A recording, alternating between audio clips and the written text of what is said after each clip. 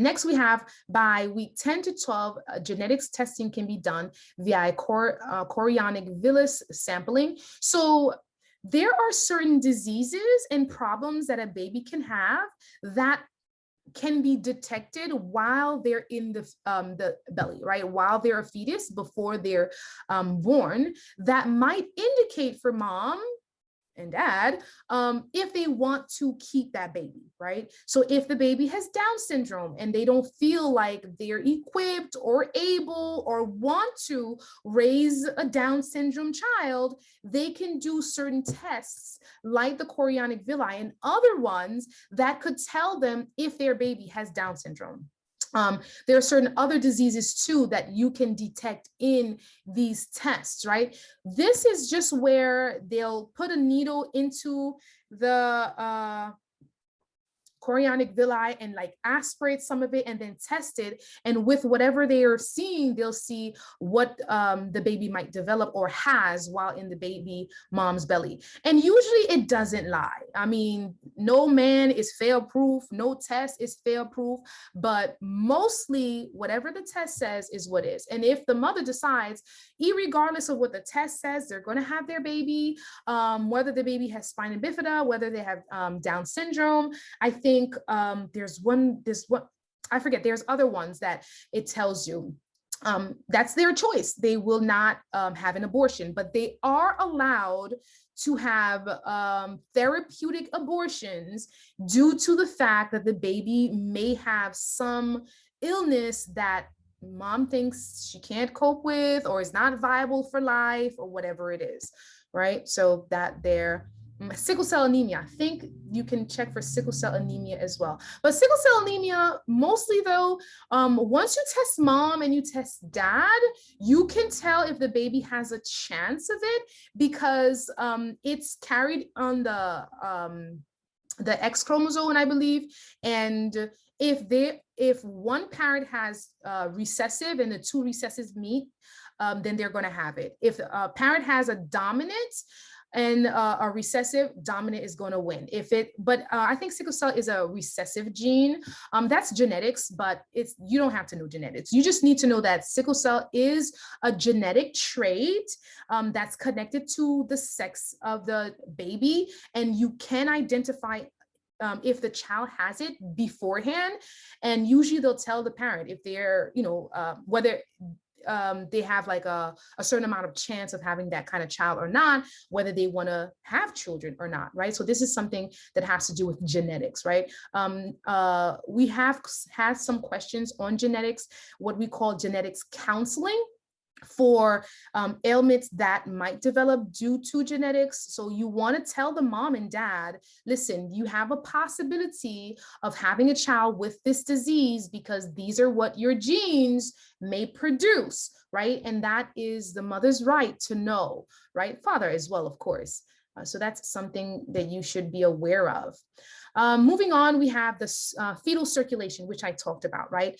If you don't know how the normal circulation works, you should know that first, right? So the normal circulation of a human being, not say as if babies are not human beings, of an adult human being, a child that is born, once the child exits the womb and is outside and they take their first breath and they cry, or they breathe in, their heart is supposed to revert or come to be the same as yours and mine, who have no heart conditions and holes and whatever, right? So how does the normal heart work, right? So we have first the blood that goes from the superior vena cava, inferior vena cava, and it goes into the right atrium. And then from the right atrium, it goes through the valve, I think it's the tricuspid valve, and then it goes, or maybe the bicuspid, I forget which one, but there's a valve there that it goes into the right ventricle, and then it goes into the pulmonary artery that goes to the lungs, and then from the lungs it goes into the left atria, then it goes through the mitral valve that goes to the left ventricle, then it goes into the aorta that goes to the body, right? So that's usually how it goes. Right atria, right ventricle, lungs, and then left atria, left ventricle, body. But with the baby, that is different, right? And we're going to see how different that is. So the first thing with the umbilical cord, we have, it contains 2 arteries and 1 vein, which I mentioned. And the way to remember that, all right, because we already said that in a regular human being, oh my gosh, I keep saying regular human being, but you know what I mean. And in adult human, arteries carry oxygenated blood and veins carry deoxygenated blood, right? But in the babies, it's reversed. And the way to remember, the way I remember it is, what will kill you faster, malnutrition or poison?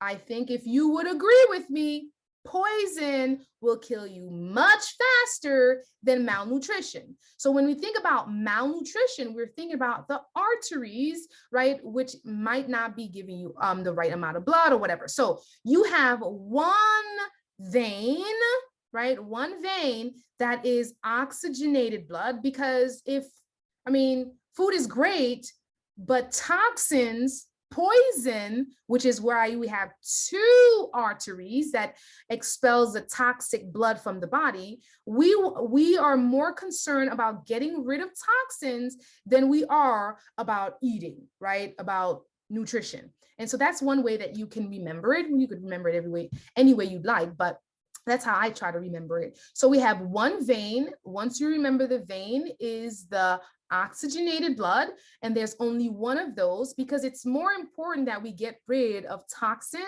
and bad blood, deoxygenated blood, which has 2 arteries, than it is to get the nutrients, right? Then we have the arteries carry deoxygenated blood and waste. We already mentioned that. The veins carry oxygenated blood, provides oxygen and nutrients to the fetus. Then we have the fetal heart rate. This is another one that I've seen questions a lot very often. The 2 arteries, 1 vein as well, right? But knowing how fast the fetal heart rate is extremely important. So we have the fetal heart rate is 160 to 110 to 160. So anything above 160 is tachycardia, but they say 160 to 170 per beat is the first trimester, but it slows down to 110 to 160. So if it's higher than 170, then the child is in some kind of distress. If it's lower than 110, then the child is in some kind of distress, right? And it's important that we know this, because we're constantly listening to this heartbeat. We want to make sure that there is a heartbeat to begin with, right? As we go on, we'll see what probable and positive signs are for pregnancy, and the heartbeat is a positive sign, like a definite, yes, there's a baby in there kind of sign. And so it's important to know what the heart rate should sound like as well, because you want to make sure that the baby's not in distress. They're not, there's not a cord around their neck. The whatever activity the mother's doing is affecting the baby, or drugs or whatever, right? Sickness, anything. So we need to know what that is. Definitely keep this to memory. This is different from the normal heartbeat, right? Which is 60 to 100, right? Or if you want to remember it, we can say this 60 here, right? So we could say 110 if you want, but you could say it's reversed. Just take this 60, flip it, and make it 110. I don't know. But it's for the regular adult, it's 60 to 100 beats per minute is the normal heartbeat. So you can see how much faster it is in a fetus. Moving on, we have the circulatory bypass that we were talking about, right? So we already mentioned how the normal blood flow is, and now we're going to cover what is different in the baby. So the first thing to know is that not every organ in the baby is functional, right? We already mentioned one that isn't. If you remember, that one was the lungs, right? So the lungs are not yet functional because the baby is submerged in water, right? And they don't have some oxygen tank that's connected to their mouth like we have when we go into the deep sea, right? But they have oxygen that runs through their mother's body that flows into the vein that they can use, right? But they're not breathing it in. So they do not need their lungs. That does not mean the lung does not need to be viable, meaning alive. So there is some blood that goes to the lungs to keep it alive so that when it's time, it can be used. But because it's not in use, blood does not need to go to it directly as it does in a regular adult. So in that case, we have the fetus circulation bypass is present because of non-functional lungs. We also have another organ that is bypassed, and that is the liver. So the liver is bypassed because the liver breaks down everything, right? It has like 110 different uses. It breaks down food. It helps with blood. It does so much, right? But the baby is getting all that from the mom. So it doesn't need to use its liver while it's in vitro, right? It needs to come out. And once it's outside, then it uses it. But again, the liver needs a little bit of blood to kind of help it stay alive so that once it's time, it can do these things. And you will notice there's a disease that the baby might develop because their liver is immature. So it is important that you know one of the organs that is not being used in the baby is the liver, because they can develop what's called physiological jaundice, right? And this is when the stomach hadn't received food for ever. And so the first food, it has to go to the liver eventually to be broken down, but the bile is not really at the level that it should be. It's not breaking it down. So the whole body turns yellow, right? And it happens again because the liver is immature. So this is something that you need to remember. Okay, so now bypasses must close after birth to allow blood to flow through the lungs and the liver. So all these bypasses, once that baby takes that deep breath in and they're crying and whatever, that is a signal for everything, whatever hole that was in the body, in the heart that is, and the liver to close up and for the body to be as effective as it is when it's in an adult. So then we have the first one is the Ductus Arteriosus. This one connects the pulmonary artery to the aorta, which bypasses the lungs, right? So remember, the left atria was supposed to send blood to the lungs, and also the pulmonary artery was supposed to take blood from the lungs to the left ventricle, right? And so when there's a hole in there, that it takes it straight, it bypasses the lungs, right? It comes, connects the pulmonary artery to the aorta. So the aorta was where the blood is supposed to take it to the body, and the pulmonary artery was supposed to take it to the lungs, right? Take it from the lungs. So here we have the ductus arteriosus. All you need to know is remembering that ductus arteriosus connects the pulmonary artery to the aorta and it bypasses the lungs, right? Then the ductus venosus connects the umbilical cord and the inferior vena cava, which bypasses the liver, right? So this is where the liver was supposed to collect the blood that's coming from the stomach to help with digestion and whatever. That doesn't happen. So it is bypassed. And the name of this duct is the ductus venosus. So again, the ductus venosus connects the umbilical vein inferior to the inferior vena cava, bypassing the liver. And then we have the foramen oval, is the opening between the right and left atria of the heart, bypassing the lungs again. So again, we said the right atria was supposed to bring the blood to the left atria. Right atria is supposed to bring the blood to the right ventricle, right? And that's the process from atria to ventricle. But instead of doing that, because then from the ventricle, it was supposed to go to the lungs, but it's not going to the lungs. So that blood has to go directly to the left side because it's going to be collected from the left side to go to the body, right? So here we have the foramen oval, ovally, I don't know how to say this, is the opening between the right and left atria of the heart. It bypasses the lungs.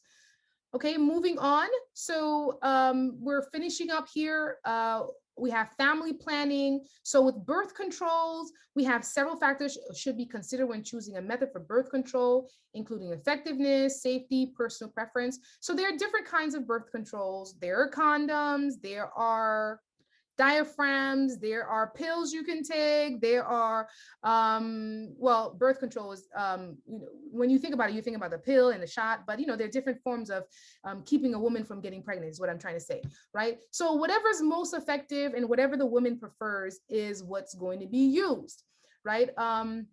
Also, there might be other things that might prevent them from taking one form or the other, because for the shot, which is called Depakote, like if their blood pressure is too high, they can't take it because it's contraindicated with high blood pressure. So again, there are other reasons why they might not be able to use a certain form or the other.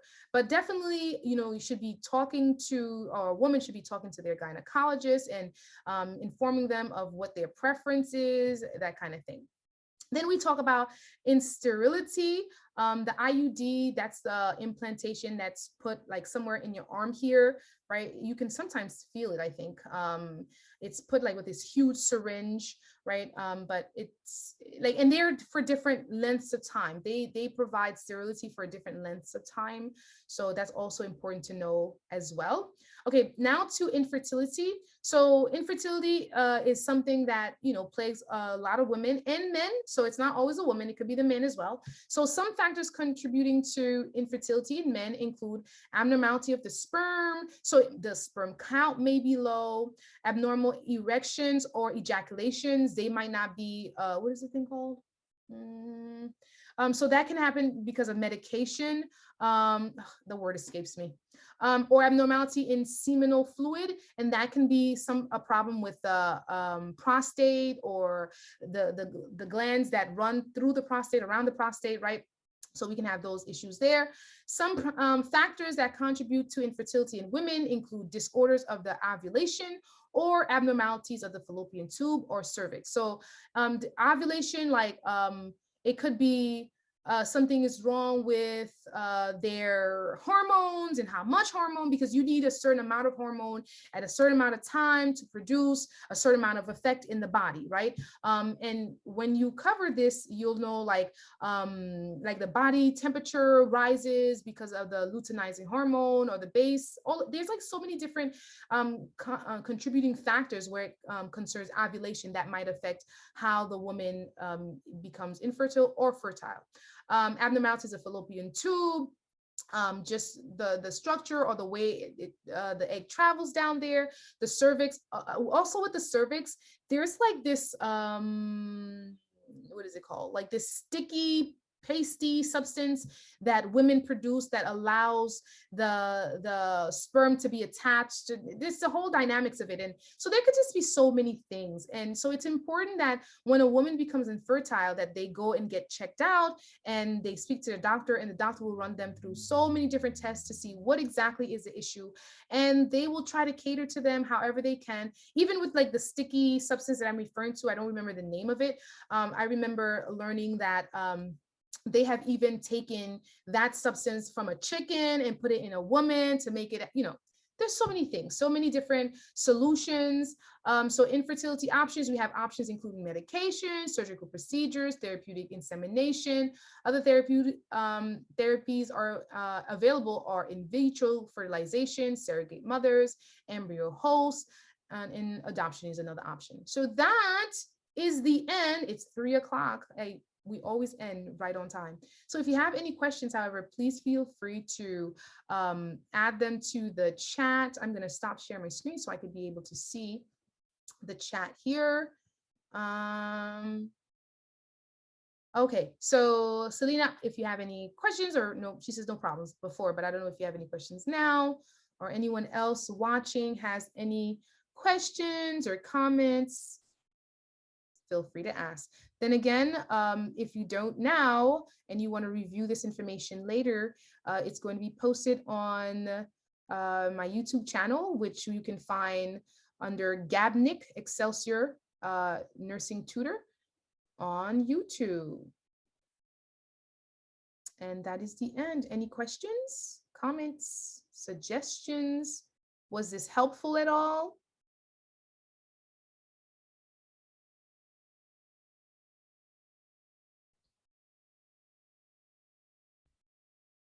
All right. Well, on that note, I'm going to say goodbye and thank you for joining. I will see you next month. We do this every month, a free session. I don't remember exactly what our section is on next month, but you will see it on Facebook and you can register there. All right. Have a great day, everyone. Thank you for joining. For more information on how to register for classes and get help from our tutoring center, visit www.gab-nic-nursingtutor.com. That is www.gabnicnursingtutor.com. To view our free or paid classes, sign up on www.thinkific.com. That's www.thinkific.com and register for the pre-recorded classes of your choice after searching for the Gab-Nic Tutoring Center uploads. We offer in-person tutoring and Zoom calls. You can also find us on YouTube for more free classes and tips on how to do better in nursing. We are also on Facebook, where we upload articles, tips, and tricks on how you can make your journey to becoming a nurse smooth and near effortless. Did I mention Instagram? Basically, we are everywhere. So check us out or call 917-602-9927 and we will tell you just how to join. See you soon.